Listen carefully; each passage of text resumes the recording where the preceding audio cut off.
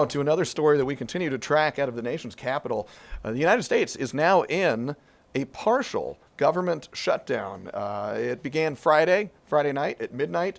The U.S. Senate passed a package of spending bills that would fully reopen the government, but it is still making its way through the House. House Speaker Mike Johnson, a Republican, said Sunday on Meet the Press that he expects that package to come up for a vote tomorrow in the House, but this is still a moving situation.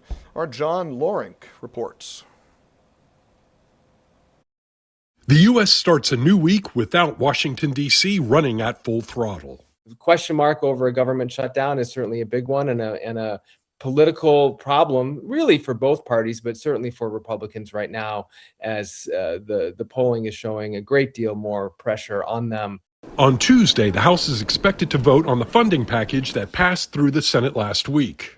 Because of the conversation I had with Hakeem Jeffries, I know that we've got to pass a rule and probably do this mostly on our own. I think that's very unfortunate. The legislation backs most government agencies through much of the year, except the Department of Homeland Security, which will only get funded for 2 weeks while lawmakers work to reform DHS's immigration operations. Body cameras should be mandatory. Masks should come off.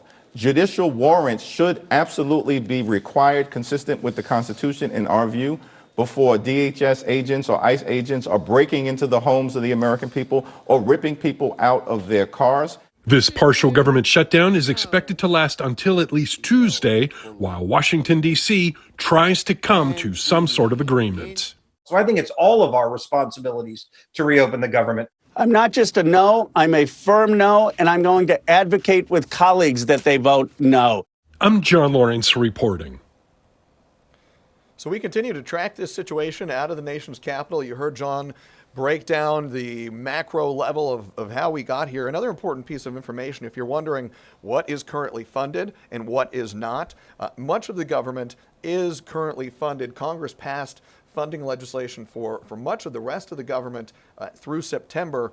The few agencies that are at the center of this partial shutdown are aspects of the federal government, such as the Pentagon, and agencies like the Transportation Department and the Department of Homeland Security, which has become the real flashpoint of this funding conversation.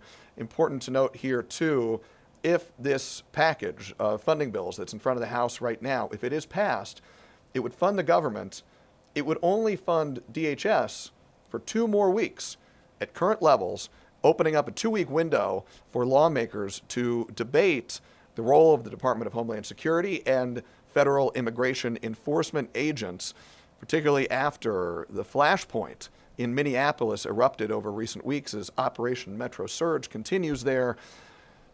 Federal immigration agents fatally shot 2 people, Renee Good and Alex Preddy, and that became the catalyst for this debate point in Congress. We will continue to follow where this goes, and we'll be watching for that potential vote tomorrow in the House.